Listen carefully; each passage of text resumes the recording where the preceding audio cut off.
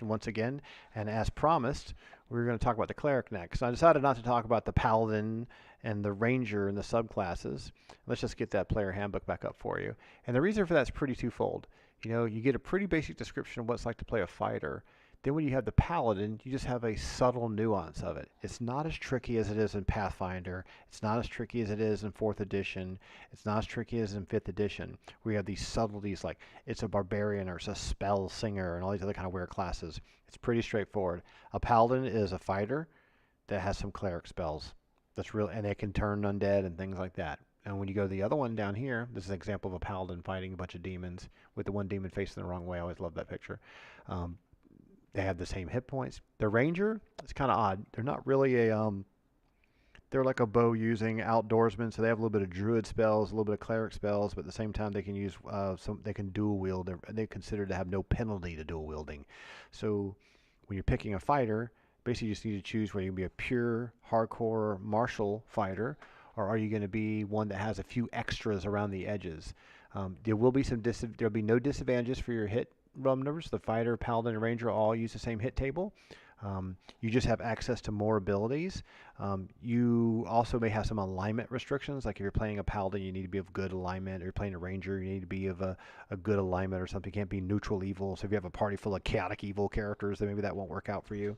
So there's some subtle choices there. I personally just love playing the fighter. The pure hardcore walking wave of destruction is just so fun. I've never really been a big paladin fan or ranger fan, but some people love it. Like for example, I love the assassin, don't like the thief. So let's get back to that class then. So we're going to jump and talk about clerics today. So paladin fighter, paladins, and rangers. Read these pages, pretty straightforward. Anyone can figure that out. They're all just permutations of the fighter primary archetype. Let's go talk about the cleric in the first edition. So unlike all the subsequent editions, the cleric is really, really, really straightforward. And our cleric in our campaign is called Antola. Let's get his little mini up here. Antola in our campaign plays the traditional, heavily armored, unkillable healer. Let's pull him up. Here's what he looks like. Using a plate mail and shield, heavily armored. Where's his little token? Before we got little ugly, horribly painted, overgloss minis, he looked like this, right? This is our Black Desert Online character. So cleric's about one thing primarily. That's being able to do offensive abilities against undead and tons of buffs and tons of heals. They don't have a lot of offensive spells. They have a few of them. The cleric is extremely powerful in the first edition. You only usually need one cleric in a party per 7 or 8 characters. Some of the heals at low levels are kind of weak. They're things like 1d8, 2d8, 3d8, and later on you get a spell called Heal. And Heal is just so overpowered and crazy. It's probably one of the most powerful spells in the whole game. So is the reverse of it. So every one of the cleric spells, in fact, let's just zip down real quick to the cleric spell sheet, is reversible. So here's some of the cleric spells here. Let's go to the master list. Weapon list, hirelings, monsters. Here we go, cleric spells. So this is the druid table. This is the cleric table. And I tell you what I'm going to do. I'm going to drag this over and make this a little bigger for you because it's kind of small. And it's kind of hard to follow along if it's too little. So what I'm going to do, I'm going to slide this over. Bear with me. You just ignore the kids in the little battlefield in the background for now. Let's make this go all the way over to here. And I'm going to zoom this up a little bit. Let's put this at 125. There we go. And we'll just turn, well, you know what we'll do? We'll turn the webcam off so you can see this better. There we go. And I'll just put this over here. I'm going to drag this over. Okay, you can see that a little bit better now. All right, cool. So this is around, what page is this? This is around page 40 of the player's handbook. We're still cut, that's all. That's still cut off a touch. Let's just fix that real quick. I want you to be able to see it better. So I'm going to drag this over here so we can get this thing. There we go. There we go. All right, cool. Hey, I do it better than most professors, right? So these are all the spells. So you have 1, 2, 3, 4, 5, 6, 7. That's it. There's no additional levels of spells after. There's not very many. There's like 12 and 10. So it's like 78 to 80 spells total. But when you go through the player's handbook, read all of these, and you'll be like, oh my goodness, the spell command has a tremendous amount of freedom and creativity to it. Some of them are simple. Some of them are like prayer and remove curse or speak with the dead. But speak with dead, it has a lot of flexibility. Dispel magic and feign death, pretty straightforward. Continual light, very straightforward. No alignment. Whole person, extremely powerful spell. If you ever played Baldur's Gate and gotten hit with whole person, the duration on the spell is crazy. So this is the thing about first edition that you really need to pay attention to. The later editions, they made sure to kind of rebalance all the spells. They wouldn't let you run around. Let's go find whole person for you real quick. What was it, second level? Here's augury, resist fire, no alignment. Here we go, whole person. Enchantment charm, level 2, range 6 inch, which means 60 feet. Now we're looking at this right here, okay? 60 feet. Now let's look at our little battlefield real quick and see how big that is, okay? We'll turn this on again real quick.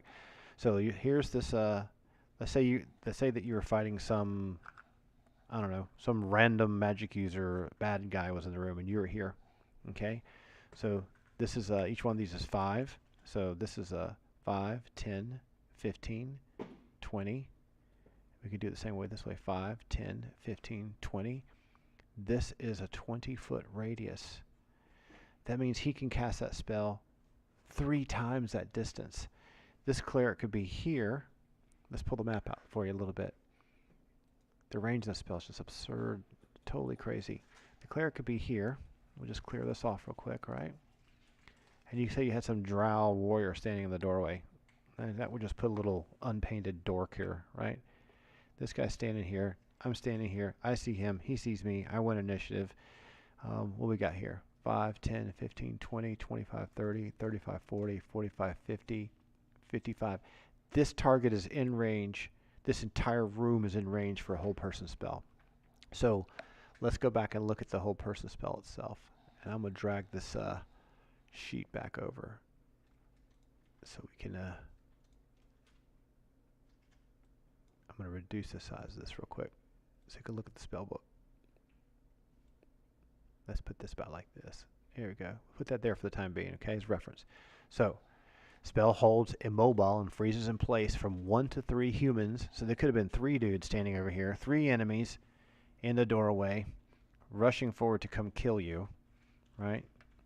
And they're all in range of being popped with a whole person. So it's a little area effect, right? 1 to 3, which means you'd have to roll a d6 divided by 2. That's a 1, right? A 3 divided by 2 is not 1.5. It lasts for 4 rounds plus 1 round per level. Your level 10 cleric, that's 4 rounds plus 10, 14 rounds. So in the original D&D, 14 rounds equals 14 times 60 seconds, okay? That's an eternity. That's like over an hour. So this is one thing you want to adjust, and they adjust it with the other versions of the game later on, is how is time managed. So if you are going to adjust time in a game, you need to make sure you do it consistently. Now, what do I mean when I say adjust time in the game? I mean things like this, okay? In the original game, in first edition, 1 round equals 60 seconds. 1 segment equals 1/10 of a round, which therefore means 6 seconds. That's the smallest denomination of time that there can be. 10 rounds equals a turn. So it's not like a turn of Monopoly or something. So therefore, in an hour, 6 times a turn equals 60 minutes. Okay? So if you reduce everything by a factor of 10, okay, that means that 1 round equals 6 seconds. 1 turn equals 60 seconds. So it's up to you. If you start compressing time, because it's more fun that way. Because the way the combat works is, say this guy runs up and attacks you, he's meleeing you. The two of you are kind of fighting each other, and you take a swing at him and block this attack, and he moves this way, you shuffle your feet here, and then when you get your chance in 6 seconds, you know, Conor McGregor knocked out Jose Aldo in 12 seconds. When you get your chance to make your swing and roll your D20 roll, and you try to hit this guy, you only need a 10, you roll a 5, you miss. That means the moment of truth, you swung your weapon and you missed. That's what this 6-second melee round or segment is implying. So if you compress time to keep the action fun and exciting and quickly like this, so the amount of time it takes for someone to run over 6 seconds, 1, 2, 3, 4, right? That's 20 feet. That's pretty reasonable in combat, actively defending. If you aren't being attacked yet, you might be able to give them an extra 2 steps. But once they get engaged in combat, if they're considered actively defending, you want to slow their movement rate down. So let's go back to the whole person spell, right? Casting time, 5 segments. So that means it would take 30 seconds by the book to cast whole person on this group of 3. So you're going to stand there and start, and what do you have to do? They have components VSM, which is verbal, somatic, and material components. That means you have to say words out loud. So if you're silent, you can't do it. You have to have somatic, which I believe means you have to use incantations, move your hands around like that, like you're casting a spell. And you have to have a material component. And the old player's handbook was brutal with these spells. It would even say to you what the material component would be. And you'd be like, some people would make the campaign where you had to go out and find the material components in order to cast these spells because they were so powerful. Here we go. The spellcaster needs a small, straight piece of iron as a material component for this spell. This is something that me and my friends, when we played the game, we completely got rid of this. We just dumped it. It wasn't important. We didn't want to have a play session where we went into town and spent 17 hours looking for a small iron rod. And we just said, listen, if you're a cleric and you know how to cast spells, you pray to your god, your deity, or you study within the chapel, you read ancient scriptures, whatever you do, you learn the magic from other magically oriented clerics, you learn prayers, you learn whole person, you learn offensive magic. When it comes time to cast a spell, you do an incantation or you speak. So we always respected the verbal or somatic component because that was a tactical decision. And sure, maybe there's a material component, but you're smart enough to know how to have that with you. Do you keep your phone with you and your car keys with you? Yes. Do you have material components as a spellcaster? Yes. So we didn't make people run around and say, oh no, I ran out of Rowan. If you ever played Ashwin's Call, you know what it's like to do the spell casting in that game. Let's go back to the powerfulness of the spell, right? So the 5 or more melee rounds, the level the cleric casts help person dictates the length of time the effect lasts. We saw the basic duration is 5 melee rounds, which was 5 minutes, okay? 5 minutes at first level, 6 rounds a second. So they're scaling it. And this is a situation where because they established the 1 round equals 60 seconds, they really kind of approached the whole first edition D&D from a wargaming perspective. You know, if you had playing a game of squad leader where a German Panzer tank is trying to roll over a hill and then rotate its turret and try to line up a shot on a T-34 or something like that, and it took about a minute, and that's a long time. I mean, you can drive 1 mile in a minute if you're going 60 miles an hour. So a melee combat between two characters swinging and dodging and feinting and parrying. Imagine one round in an MMA fight. These fighters are going to be up against a cage and grinding each other in the cage and doing kicks and head kicks, and they're going to be moving all over the place. So when all that movement's happening over 1 minute, it doesn't make any sense. So when someone's doing an attack and a parry and a counterattack really, really quickly, that makes more sense. So what we always do, and I suggest you do as well in your game, is compress these times down to 1 segment. 1 round equals a segment. So make the cast times is another element. Let's finish the spell off though real quick, right? It talks about the saving throw. Now, this is a mechanic that's been in the game forever. The saving throw is a number to beat. Okay, you're rolling a d20 to hit things. It's a number to beat. So in his saving throws are down here. This is in Tola. So save versus paralyzation and poison. He only needs a 6. That means if he rolls a d20, if he rolls higher than that, a 10, he saves. So you try to poison him, it's nullified or half damage. Petrification or polymorph. Someone try to run in the room and cast a spell on him and transform him into a mouse or something silly like that. He'd have to roll a d20. He rolls in this situation, he rolls a 9 or higher. He's not polymorphed. He's saved from it. Rod, staff, or wand. Maybe someone tries to blast him with a spell from a wand, like do Cone of Cold. He may take half damage, etc. So all your saving throws are down here. Going back to the description of the spell, it will usually tell you what happens if you do save, right? If the spell is cast at but 1 person, the saving throw is -2. So in the situation where we had 3 characters standing in a doorway and they were in range, it said they didn't see you and you were standing in the shadows, they couldn't see the room. Say that these torches weren't lit. Let's say this torch is lit here and this torch is lit here and these 2 torches at this altar with this knight standing here and there's little water coming through here. Say these characters come in this room like this and the light sources are like that, and this is all in shadow. So this whole area is completely in shadow, right? So the cleric is standing in a shadow, and these dummies come running to the light, and they move themselves over here into the light and start investigating this and start checking this out. If I decide that this guy comes moving around over here, if I want to cast whole person just on this one target right here, it's -2 to a saving throw. So you do get some subtle little math problems like that to do on the fly when you're playing the game, but they're not big numbers to deal with. They're no multiplication or anything. So those kind of subtleties are something to master. So you're going to play a cleric, learn those spells, what they do, work with your DM and find out how do you want to handle time, because some spells cost a long time to cast. Some spells last way too long. Most of the spells in the game are so long-winded that your fighter would die trying to protect the front line before you could actually get the spell off. And that's not fun. So what you want to do is use the rules as a framework for fun, not be them verbatim. And I think that's one thing about first edition that some people are like, I like second edition, third edition better. They're too worried about being literal. So here we go. Creatures affected by a whole person spell are brownies, dryads, dwarves, elves. They listed all these humanoid type creatures that the spell would work. So let's go back to let's reduce this size here again. Let's go back to our little bit, the spell list. So we're talking about the cleric, right? So if you're going to play a cleric, think of it like this. Wear the best armor you possibly can. Wear plate mail. Get a shield. You're not using any two-handed weapons. You're not a warrior priest from Warhammer. You could play that way if you really wanted to, because there are those type of classes in 5th edition. That's actually a lot of fun to play. Get heavily armored, turtle up, and use your spells to change the tide of the battle. And you're basically setting up an assist train for your melees. You have a lot of buffs, a lot of spells you can do. Later on, you get some very, very nasty spells. In fact, let's just find one of the most nastiest spells in the game. How about Gate? Spells like this are so absolutely epic and so interesting and so exciting. There's films made about spells like this, right? Here we go, right here. Let's zoom this in close, let you see this nice and big. In fact, I'll make it 150 if we can. There we go. We're going to look at this area right here. Okay? Gate. Level 7, range 30 feet. So looking at our little screen here, I'm standing in the room. There's nothing going on. 5, 10, 15, 20, 25. I can cast a gate. So a player can say, I want to start casting a huge demonic gate right here. This is where I want it to be. So that anyone running down this corridor sees the gate. And what is it for?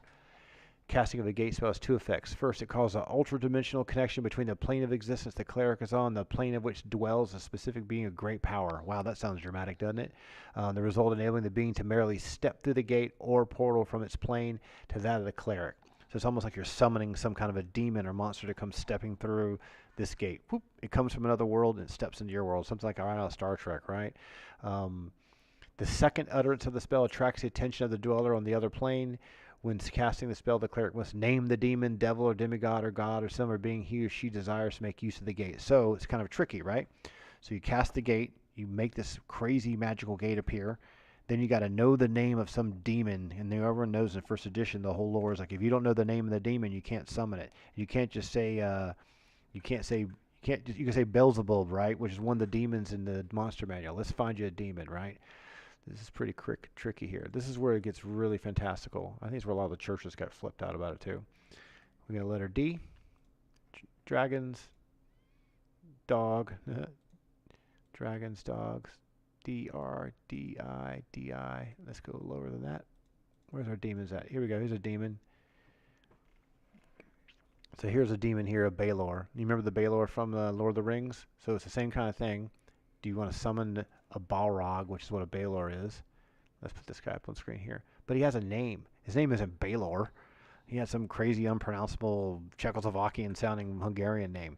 So in order for you to do that spell, you're going to need to know the demon's name. So that's a huge thing you'd need to know before you could even do it.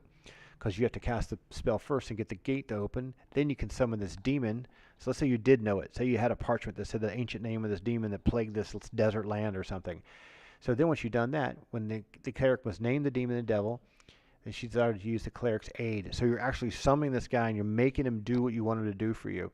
There's 100% certainty that something will step to the gate. The actions of the being which comes through will depend on many factors, including the alignment of the cleric. So say you're a lawful good cleric, you try to summon some chaotic evil monster, it might flip out and try to kill you. The nature of the company of those with him or her, or what opposes threat to the cleric. Your dungeon roll will be sure a method of dealing with the variables of the situation. Being gated in will either return immediately, very unlikely, or remain to take action. So just because you summoned in some demon that you happen to know his name doesn't mean the demon goes, yes, master, I'll do whatever you want to do for me. It's not a genie in a bottle from a 70s comedy program. That thing might just come in the room and just start laying waste to everyone in the area. So it's kind of like one of the spells like Purple Vortex, or whatever it was in Ultima Online. You cast a gate spell and summon this demon. You want to do it when there's a bunch of enemies in the room and the demon will just start ripping everything to shred, but then it might come for you. It might be so powerful it just destroys you. So spells like that, I mean, how do you run that? That's just so tricky. It's not as simple as, oh, the demon does 3d6 damage to anyone it claws and it does whatever you say for 5 minutes and then it runs away. That's the kind of stuff that fiction's made of, right? So the cleric is extremely powerful, extremely interesting. It requires a lot of creativity. It requires a DM that knows how to run things. Some DMs are super conservative. They won't let you do anything dramatic with the cleric. If you start feeling that way, ask your DMs like, hey, how do you like to handle, how do you like to handle shillelagh, or how do you like to handle pass without trace? That's a druid one, excuse me, the scope one. How do you like to handle neutralize poison and plane shift? Some of these spells have a lot of creativity with them, and then they're open for interpretation. And to tell you the truth, that's what made the first edition amazing. The first edition was not a book of law. It wasn't something you got a speeding ticket with. It was drive as fast as you can kind of a game, right? Do whatever you want to do to make it amazing. So playing the cleric is a great opportunity to interject a lot of interesting, demonic, good versus evil creativity without bound by nitpicky little rules. You swing a two-handed sword, it's going to do 3 to 18 damage. You cast Find the Path. Let's just look at that one real quick, and then we'll go into another class. Let's do Find the Path. What's that, level 6? Level 6. This is Druid. Let's go up to Cleric.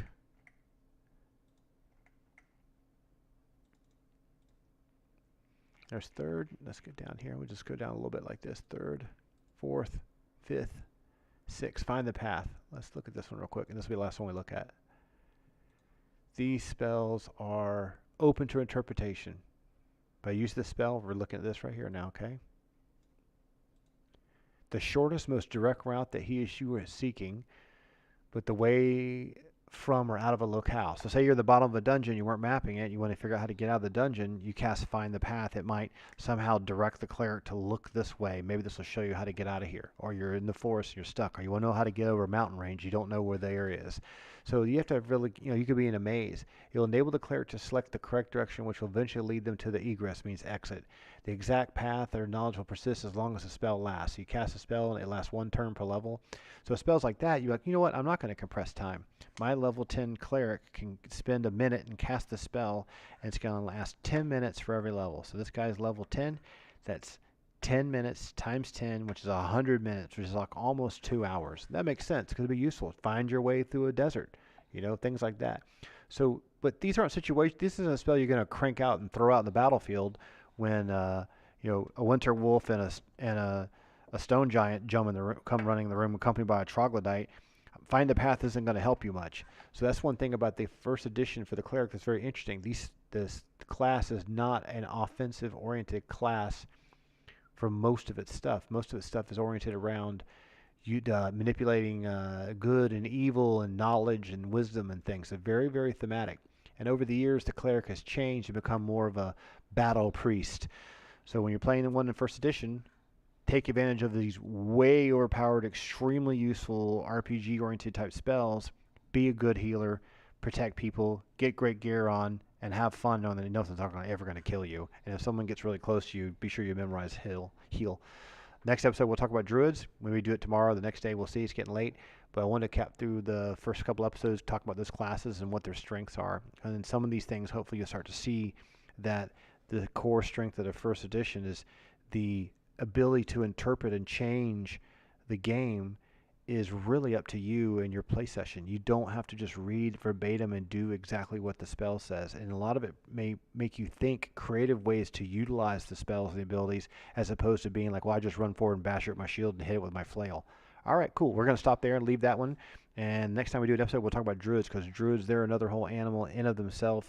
They're very much like the Cleric, but they have a much more offensive spell set that's much more cooler. It also requires a lot of creativity. All right, take care. We'll talk to you soon. If you have any questions or comments, just leave one in the comment section below.